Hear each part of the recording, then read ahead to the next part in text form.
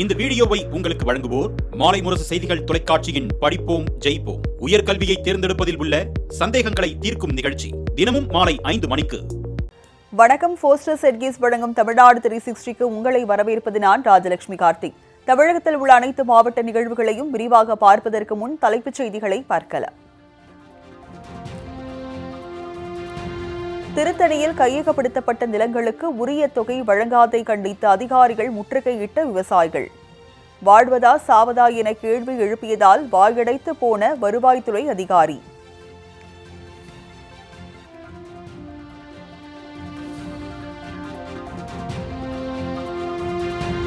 தருமபுரி அருகே பேனர்கள் வைப்பது சம்பந்தமாக போலீசார் மற்றும் விழா குழுவினரிடையே ஏற்பட்ட தள்ளுமுள்ளால் பரபரப்பு. போலீசார் கண்டித்து சாலை மறியலில் ஈடுபட்ட பொதுமக்கள்.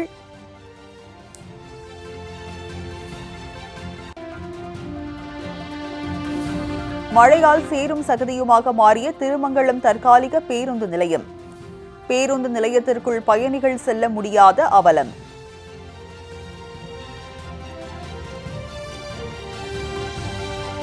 வாழப்பாடி அருகே காணாமல் போன நிழற்குடையால் பொதுமக்கள் அதிர்ச்சி.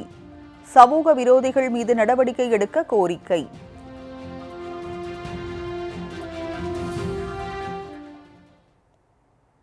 இனி செய்திகளை விரிவாக பார்க்கலாம்.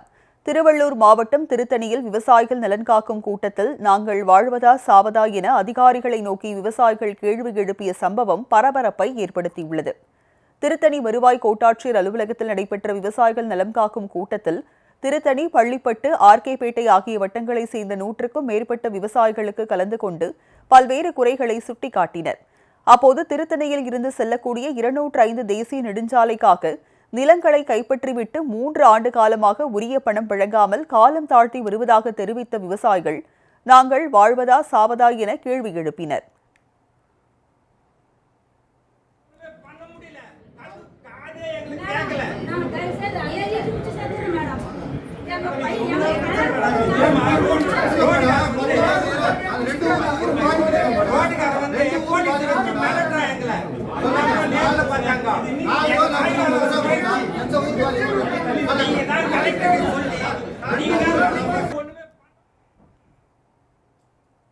அப்போது பாதிக்கப்பட்டவர்களின் வேதனைகளை கண்டு கொள்ளாமல் நெடுஞ்சாலைத்துறை அதிகாரிகள் செல்போன் பார்த்து கொண்டு பொழுதை கழித்ததால் ஆத்திரமடைந்த விவசாயிகள் அதிகாரிகளை கண்டித்து முழக்கங்களை எழுப்பினர். இதனையடுத்து அங்கு காட்சிப்படுத்தப்பட்டிருந்த விவசாய வாகனங்களை பார்வையிடாமல் புறக்கணித்த அவர்கள் உண்மையான விவசாயிகளுக்கு மானிய முறையில் வாகனங்கள் வழங்கப்படவில்லை என குற்றம் சாட்டினர். வருவாய்க்கோட்டை ஆர்டிஓ ஆஃபீஸில் வேளாண் இயந்திரங்கள் கண்காட்சி வச்சுருக்கிறாங்க. அதை கேட்டதுக்கு மானியத்தில் கொடுக்குறேன், அதை கொடுக்குறேன் அப்படின்னு சொல்கிறாங்க. ஆனாலும் இதுவரையும் எந்த ஒரு விவசாயிக்கு, அதாவது விவசாயம் செய்கிறவங்களுக்கு வராத நல்ல அரசியல் சம்மந்தப்பட்ட விவசாயம் பண்ணுறவங்களுக்கு தான் கொடுக்குறாங்க அந்த மானியத்தில், அந்த வண்டியில். அடிப்படையான ஒரு விவசாயம் பண்ணுறவங்களுக்கு பலன் அடைஞ்ச மாதிரி தெரியல. இப்போ வந்து கரும்பு அற்ற மிஷின் கொடுத்துருக்குறாங்க. அதுக்கே நானே வந்து ஒரு எங்கள் விவசாயிக்கு போகும்போது நானே வந்து மினிஸ்டர்கிட்ட ஒரு 2 முறை போனேன். 2 முறை போகும்போது மினிஸ்டர் வந்து அப்படி இப்படின்னு இருந்தார். அப்புறம் போராடி ஒரு மிஷின் வாங்கி கொடுத்தேன். அதை ஒன்று தான் வந்து பெனிஃபிட்டை தவிர வேறு எதுவும் இல்லை. இந்த வேளாண் பொருட்கள் வந்து மானிய விலையில் விவசாயிகளுக்கு போச்சுன்னா விவசாயம் செய்யறதுக்கு நல்லா இருக்கும். ஆனால் விவசாயிக்காக போகாமல் அரசியல் சார்ந்த விவசாயிக்கு போகிறதுனால அது வந்து பயனடைறது இல்லை.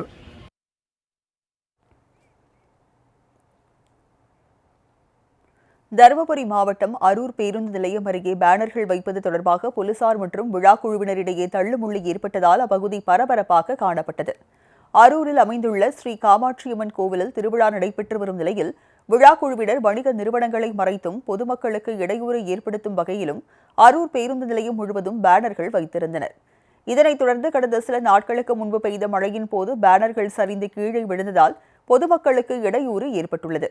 இந்நிலையில் அனுமதி இல்லாமல் பேனர் வைக்கக்கூடாது என கூறி வருவாய்த்துறையினர் அவைகளை அகற்ற முயன்றபோது அதற்கு எதிர்ப்பு தெரிவித்த விழா குழுவை சேர்ந்த 100க்கும் மேற்பட்டவர்கள் அரூர் கச்சேரிமேட்டில் சாலை மறியலில் ஈடுபட்டனர்.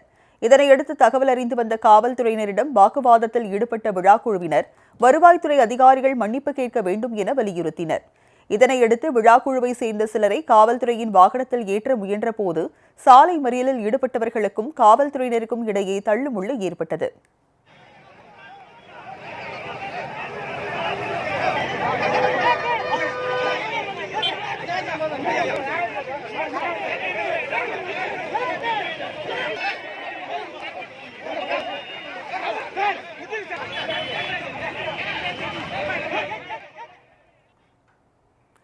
மழையால் சேரும் சகதியுமாக மாறிய திருமங்கலம் தற்காலிக பேருந்து நிலையத்திற்குள் பயணிகள் செல்ல முடியாத அவல நிலை ஏற்பட்டது. மதுரை மாவட்டம் திருமங்கலம் பேருந்து நிலையத்தில் 2 கோடி ரூபாய் மதிப்பீட்டில் புனரமைக்கும் பணி நடைபெறுவதால் கடந்த 5ஆம் தேதி முதல் தெற்கு தெருவில் தற்காலிக பேருந்து நிலையம் அமைக்கப்பட்டது. அவசர கதியில் உருவாக்கப்பட்ட இந்த தற்காலிக பேருந்து நிலையத்தில் அடிப்படை வசதிகள் குறைவாக உள்ளதாக பொதுமக்கள் குற்றம் சாட்டி வந்தனர். இந்நிலையில் கடந்த 2 தினங்களாக திருமங்கலம் பகுதியில் பெய்து வந்த மழையால் தற்காலிக பேருந்து நிலையம் முழுவதும் சேரும் சகதியுமாக காணப்படுகிறது. இதன் காரணமாக குழந்தைகள், முதியோர்கள் வழுக்கி விழும் நிலை ஏற்பட்டதுடன் பேருந்துகள் சரிவர இயக்க முடியாமல் பேருந்து ஓட்டுநர்களும் கடும் சிரமத்திற்குள்ளாகினர். இதனையடுத்து பேருந்து நிலையத்திற்கு வெளியிலேயே பயணிகள் காத்திருந்து பேருந்துகளில் ஏறி செல்லும் நிலை ஏற்பட்டதால் கடும் போக்குவரத்து நெரிசலும் ஏற்பட்டது. சம்பந்தப்பட்ட அதிகாரிகள் உடனடியாக நடவடிக்கை எடுத்து தற்காலிக பேருந்து நிலையத்தை சீரமைக்க வேண்டும் என பொதுமக்கள் கோரிக்கை விடுத்துள்ளனர். என்ன நிலைமையில கீழே விழுந்தா இடுப்பு போய் கிண்ணி போய் வேலை செஞ்சு கஞ்சிக்க மாட்டாப்ல தொறு நடக்குது. இல்ல எங்க ஏறுறது, ஓடி ஏறுறதா வண்டியா எதுக்காப்ப நிப்பாட்ட மாட்டேங்கிறாங்க.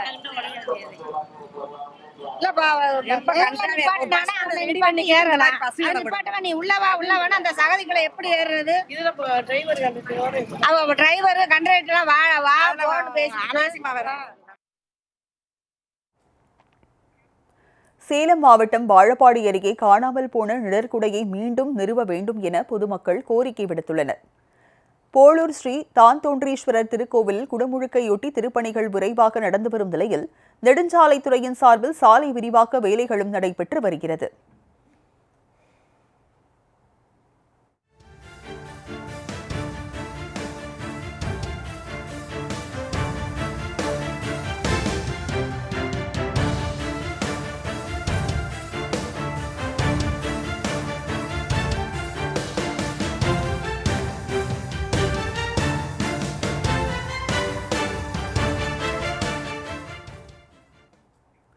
இந்நிலையில் கோயில் முன்பு உள்ள பயணிகள் நிழற்குடை அகற்றப்பட்டிருந்த நிலையில் அதன் அருகில் வீட்டுமனைக்காக மண் நிரப்பிய ரியல் எஸ்டேட் நபர்கள் அதனை அகற்றி இருக்கலாம் என கூறப்படுகிறது.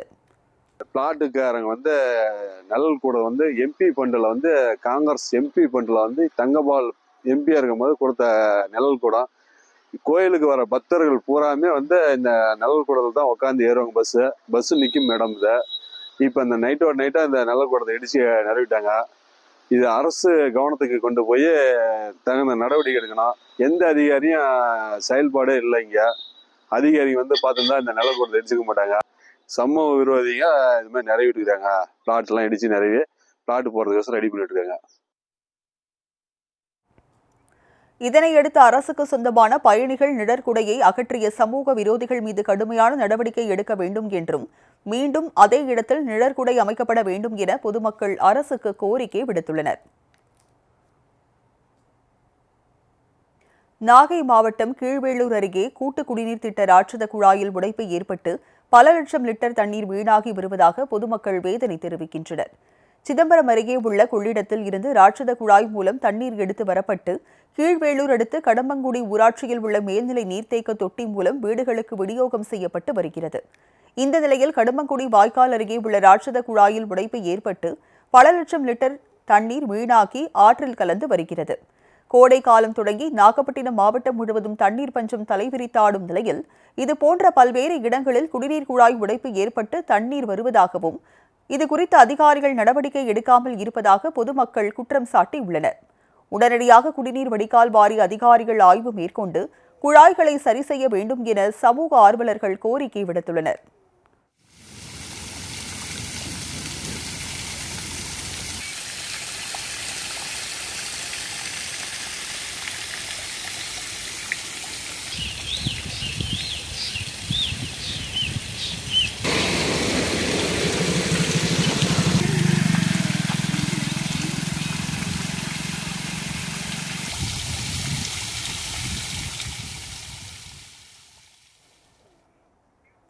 கோவையில் வாடகை பிரச்சினை காரணமாக குடியிருக்கும் வீட்டின் முன்பு கட்டிட கழிவுகளை கொட்டிய உரிமையாளரிடம் போலீசார் விசாரணை நடத்தி வருகின்றனர். பொன்னையராஜபுரத்தில் மகாராஷ்டிரா மாநிலத்தை சேர்ந்த மோகன்ராவ் ஷெண்டேவுக்கு சொந்தமான வீட்டில் சாமுவேல் என்பவர் தனது குடும்பத்தாருடன் வசித்து வருகிறார். இந்நிலையில் மோகன்ராவ் ஷிண்டேவிற்கும் சாமுவேலுக்கும் இடையே வாடகை ஒப்பந்தம் தொடர்பாக சில ஆண்டுகளுக்கு முன்பு பிரச்சினை ஏற்பட்டுள்ளது. இதனையடுத்து சாமுவேல் நீதிமன்றத்தில் வழக்கு தொடர்ந்ததுடன் வாடகை பணத்தை நீதிமன்றத்தில் செலுத்தி வந்துள்ளார். இதனைத் தொடர்ந்து வீட்டின் உரிமையாளரான மோகன்ராவ் ஷிண்டே மற்றும் அவரது மகன் ஆகாஷ் இருவரும் அவ்வப்போது சாமுவேல் குடும்பத்தினரிடம் வாக்குவாதம் செய்து தகராறில் ஈடுபட்டு வந்துள்ளதாக கூறப்படுகிறது. இதன் தொடர்ச்சியாக மோகன்ராவ் ஷிண்டே ஒரு டிராக்டரில் கட்டிட கழிவுகளை கொண்டு வந்து வீட்டின் முன்பு கொட்டியதோடு வாடகை தராமல் கோர்ட்டுக்கா போற, இனி எப்படி நீ வெளியே போறேன்னு பார்க்கிறேன் என சாமுவேலை மிரட்டியதாக கூறப்படுகிறது.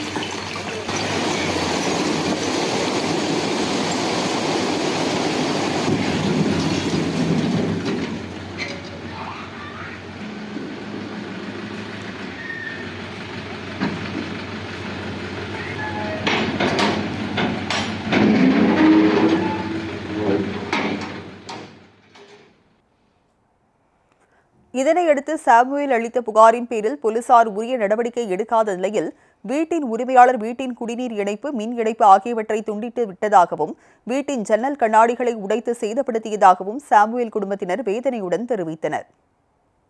ஜல்லி இதெல்லாம் கொட்டிட்டு போயிருக்கிறாங்க, கல் எங்கேயோ இடித்த பொருள் எல்லாம் இங்கே கொட்டிட்டு போயிருக்கிறாங்க. பாத்ரூம் அப்போது நாங்கள் இதை தாங்க நாங்கள் தெரியப்படுத்துகிறோம். நாங்கள் தொடர் தொந்தரவு கொடுத்துட்டுருக்கிறாரு. இப்போ காவல் நிலையத்தை மீறி, கோர்ட்டை மீறி, சிவில் கேஸ் போயிட்டு இருக்கும்போது கோர்ட்டை மீறி தண்ணி அடைக்கிறதோ இல்லை லெட்டின் அடைக்கிறதோ இந்த மாதிரிலாம் பண்ணக்கூடாது. ஆனால் போலீஸை மீறி, போலீஸ் அவங்க கூப்பிட்டு வான் பண்ணி விட்டுமே இவர் மீறி பண்ணிட்டு இருக்கிறாரு. ஸோ இந்த மாதிரி தொடர் தொந்தரவு கொடுத்துட்டு எங்களுக்கு பிரச்சனை பண்ணிட்டுருக்காரு. அப்புறம் தங்கச்சி போகிறப்ப வரப்பெல்லாம் கிண்டல் பண்ணுறது, வண்டியை இடிக்கிற மாதிரி வர்றது, ரொம்ப எங்களுக்கு அவ்வளோ மன உளைச்சல் பண்ணிட்டு இருக்கிறாரு எங்களுக்கு தொடர்ந்து இந்த மாதிரி.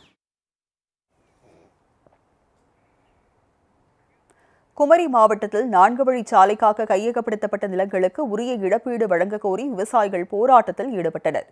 குமரி கேரளா இடையே 4 வழிச்சாலை அமைக்கும் திட்டம் கடந்த 2010ஆம் ஆண்டு அமல்படுத்தப்பட்ட நிலையில் அடைக்காக்குழி முதல் கன்னியாகுமரி வரை உள்ள சுமார் 20 வருவாய் கிராமங்களுக்கு உட்பட்ட பகுதிகளில் உள்ள வீட்டு மனைகள், விவசாய நிலங்கள், ஏரி குளங்கள் உள்ளிட்டவை கையகப்படுத்தப்பட்டது. இதற்காக நிலம் அளித்தவர்களுக்கு ஒரே மாதிரி இழப்பீடு வழங்காமல் பாரபட்சம் பார்த்து வழங்கிய நிலையில் பல்வேறு பகுதிகளில் சாலை பணிகளை பாதிக்கப்பட்ட மக்கள் தடுத்து நிறுத்தி வந்தனர்.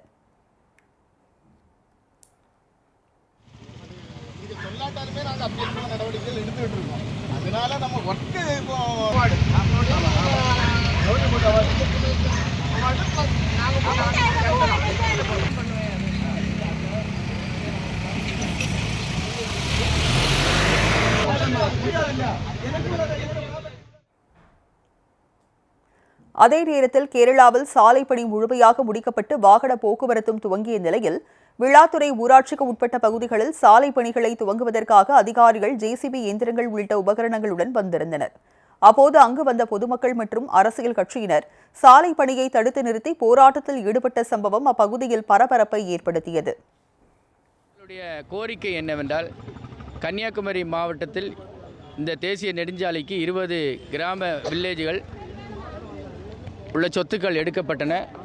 அதில் 8 கிராம வில்லேஜிற்கு ஒரு சட்டமும் 12 வில்லேஜுக்கு இன்னொரு சட்டமுமாக 2 வகை சட்டங்கள் செயல்படுத்தப்பட்டது. இந்த உரிமைக்காக தான் இந்த மக்கள் போராடுகிறார்கள் என்பதை இந்த தருணத்தில் தெரிவித்துக் கொள்கிறோம். ஆகையால் 8 கிராமத்துக்கு என்னது கொடுக்கப்பட்டதோ ஒரே ப்ராஜெக்ட், அந்த ப்ராஜெக்டில் 8 கிராமத்துக்கு வழங்கப்பட்ட அதை இழப்பீடு 12 கிராம மக்களுக்கும் கிடைக்க வேண்டும் என்ற கோரிக்கையின் அடிப்படையில் இந்த போராட்டம் நடைபெற்றுக் கொண்டிருக்கிறது. போஸ்டர் சர்வீஸ் வழங்கும் தமிழ்நாடு 360யில் அடுத்து வருவது ஊர் நிகழ்வுகளை விரைவாக வழங்கும் உள்ளூர் எக்ஸ்பிரஸ்.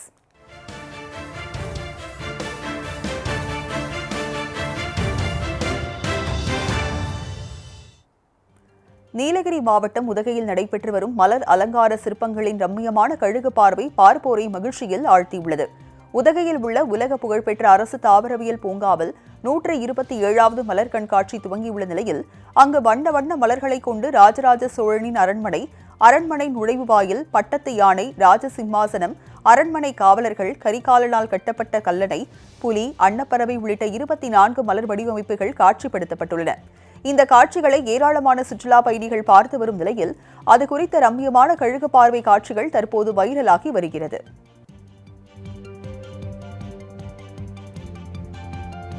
காஞ்சிபுரத்தில் நெல் கொள்முதலுக்கு பணம் வழங்கவில்லை என கூறி விவசாயிகள் அதிகாரிகளுடன் வாக்குவாதத்தில் ஈடுபட்டதால் பெரும் பரபரப்பு ஏற்பட்டது. ஆட்சியர் அலுவலக வளாக கூட்டரங்கில் விவசாயிகள் நலன் காக்கும் கூட்டம் வருவாய் அலுவலர் வெங்கடேஷ் தலைமையில் நடைபெற்றது. அப்போது தேசிய நுகர்வோர் கூட்டமைப்பு நெல் கொள்முதல் நிலையங்களில் கொள்முதல் செய்யப்பட்ட நெல்லுக்கு 60 நாட்கள் ஆகியும் பணம் வழங்கவில்லை எனவும், அடுத்த போகம் விவசாயம் செய்ய இயலாத நிலையினை அரசு உருவாக்கி உள்ளது என குற்றம் சாட்டிய விவசாயிகள் அதிகாரிகளுடன் கடும் வாக்குவாதத்தில் ஈடுபட்டனர். திமுகவுடைய தலைவர், கவுன்சிலர், துணைத் தலைவர், இளைஞர் செயலாளர் பேரை போட்டு செல் நம்பரை போட்டு டிசிபி ஒதுக்குறாங்க. எப்படி வந்து சரியா இருக்குது? அரசாங்கம் நடக்குதா இல்ல திரும்ப ஆட்சி நடக்குதா? கட்சிக்காரர் நடத்துறாங்களா சென்டரை? அதெல்லாம் வந்து இது போன வருஷம் வரலாம் ஏதோ கண்மலையா அவங்க வாங்கியிருந்தான் போயிருந்தான் எல்லாம் நடந்தது. நெல்லை மாவட்டம் களக்காடு தலையணையில் கோடை விடுமுறையை ஒட்டி சுற்றுலா பயணிகள் ஏராளமானோர் குவிந்து வருகின்றனர். மேற்கு தொடர்ச்சி மலையில் உள்ள சுற்றுலா தலமான களக்காடு தலையணையில் கோடை வெப்பத்தை தணிக்க சிறியவர்கள் முதல் பெரியவர்கள் வரை ஏராளமானோர் பச்சையாற்றில் குளிப்பதற்காக குவிந்து வருகின்றனர். இந்நிலையில் தலையணையில் குளிக்கும் சுற்றுலா பயணிகள் சோப்பு, ஷாம்பு, எண்ணெய் குளியலை தவிர்க்குமாறு அறிவுறுத்தியுள்ள வனத்துறையினர் தீவிர கண்காணிப்பில் ஈடுபட்டுள்ளனர். திண்டுக்கல் மாவட்டம் கொடைக்கானலில் சுமார் 1 மணி நேரத்திற்கு மேலாக பெய்த கனமழை காரணமாக குளிர்ச்சியான சூழல் நிலவியதால் பொதுமக்கள் மற்றும் சுற்றுலா பயணிகள் மகிழ்ச்சியடைந்தனர். மேற்கு தொடர்ச்சி மலையில் உள்ள கொடைக்கானலில் கோடை வெப்பத்தை தணிக்க ஏராளமான சுற்றுலா பயணிகள் குவிந்து வருகின்றனர். இந்நிலையில் பல்வேறு பகுதிகளில் சுமார் 1 மணி நேரத்திற்கு மேலாக இடியுடன் கூடிய கனமழை பெய்ததால் பொதுமக்கள் மற்றும் சுற்றுலா பயணிகள் மகிழ்ச்சியடைந்தனர்.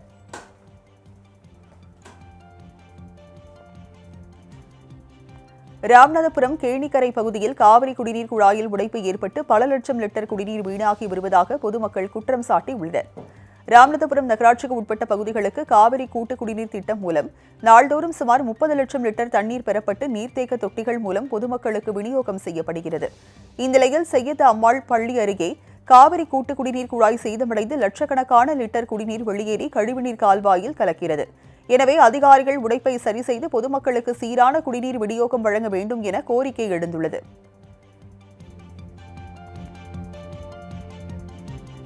திண்டுக்கல் மாவட்டம் பழனி அடிவார கிரிவல பாதையில் சூறாவளி காற்றால் மின்கம்பம் மற்றும் பனைமரம் முறிந்து விழுந்ததால் பேட்டரி கார் சேவை பாதிக்கப்பட்டது.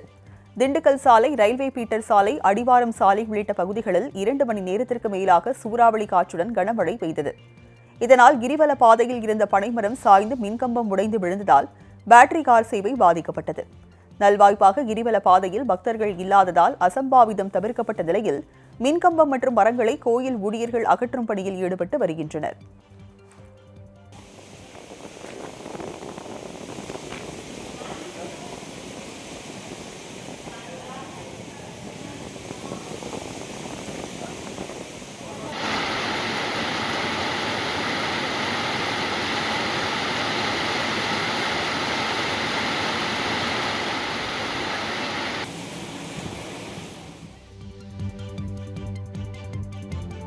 நாமக்கல் மாவட்டம் வெப்படை அருகே கோழி கடைக்கு இடையூறாக இருந்த நாயை விஷம் வைத்து துடிதுடிக்க கொன்ற சம்பவம் வேதனையை ஏற்படுத்தி உள்ளது.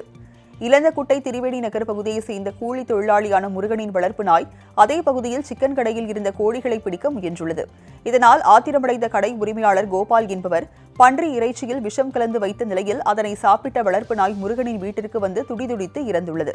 இதனையடுத்து நாயை விஷம் வைத்து கொன்றவர் மீது தக்க நடவடிக்கை எடுக்க வேண்டும் என அதன் உரிமையாளர் காவல் நிலையத்தில் புகார் அளித்துள்ளார்.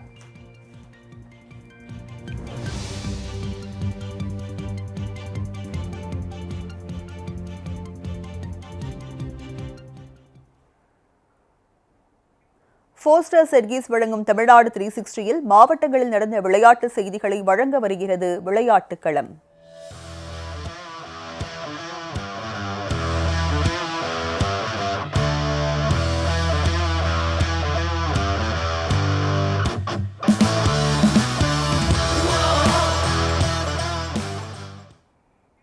ராமநாதபுரம் மாவட்டம் கடலாடி அருகே உள்ள கோயில் திருவிழாவை முன்னிட்டு இரட்டை மாட்டு வண்டி பந்தயம் நடைபெற்றது. தனியங்கூட்டம் கிராமத்தில் அமைந்துள்ள வனப்பேச்சியம்மன் கொண்டன ஐயனார் கோவில் வருடாபிஷேகத்தை முன்னிட்டு 2 பிரிவுகளாக இரட்டை மாட்டு வண்டி பந்தயம் நடைபெற்றது. இதில் ராமநாதபுரம், சிவகங்கை, விருதுநகர் மற்றும் தூத்துக்குடி உள்ளிட்ட மாவட்டங்களில் இருந்து மாட்டு வண்டிகள் பங்கேற்று ஒன்றை ஒன்று முந்தி செல்ல முயன்றன. போட்டியின் போது 7 பெரிய மாடு வண்டிகளும் 9 சிறிய மாட்டு வண்டிகளும் என மொத்தம் 16 மாட்டு வண்டிகள் கலந்து கொண்ட நிலையில் முதல் 3 இடங்களை பிடித்த மாடுகளுக்கும் மாட்டு வண்டி ஓட்டிய சாரதிகளுக்கும் ரொக்க பரிசு மற்றும் நினைவு பரிசுகள் வழங்கி கௌரவிக்கப்பட்டது. இந்த மாட்டுவண்டி போட்டியை சுற்றுவட்டார பகுதிகளைச் சேர்ந்த பொதுமக்கள் சாலையின் இருபுறங்களும் நின்று சப்தங்களை எழுப்பி உற்சாகப்படுத்தினர்.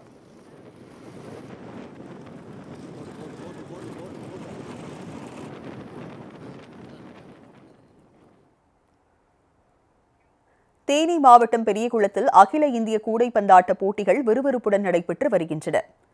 சில்வர் ஜூப்ளி ஸ்போர்ட்ஸ் கிளப்பின் சார்பாக அமரர் PT சிதம்பர சூரிய நாராயணன் நினைவு சுழற் கோப்பைக்கான அகில இந்திய கூடைப்பந்தாட்ட போட்டிகள் மே 15ஆம் தேதி முதல் 21ஆம் தேதி வரை தொடர்ந்து 7 நாட்கள் நடைபெறவுள்ளது. இப்போட்டிகளில் இந்தியா கப்பற்படை அணி, கேரள மாநில மின்வாரிய அணி, கேரள காவல்துறை அணி, டெல்லி மாநில கூடைப்பந்து அணி, இந்தியன் வங்கி அணி உள்ளிட்ட இதனைத் தொடர்ந்து முதல் போட்டியில் Periyakulam silver jubilee sports club அணியும் கோவை ராஜலட்சுமி பள்ளி அணியும் மோதியதில் 85க்கும் 38 என்ற புள்ளியின் அடிப்படையில் கோவை ராஜலட்சுமி பள்ளி அணி வெற்றி பெற்றனர். அதனைத் தொடர்ந்து 2வது போட்டியில் மதுரை பெகாசாங் கூடைப்பந்து அணியும் தேனி LS மில் கூடைப்பந்து அணியும் மோதியதில் 84க்கு 73 என்ற புள்ளி அடிப்படையில் மதுரை பெகாசாங் கூடைப்பந்து அணி வெற்றி பெற்றது. விறுவிறுப்பாக நடைபெற்று வரும் இப்போட்டிகளை காண்பதற்காக பெரியகுளம் மற்றும் அதன் சுற்றுவட்டார பகுதிகளில் இருந்து ஏராளமான பொதுமக்கள் கலந்து கொண்டு முழக்கங்கள் எழுப்பி விளையாட்டு வீரர்களை உற்சாகப்படுத்தினர்.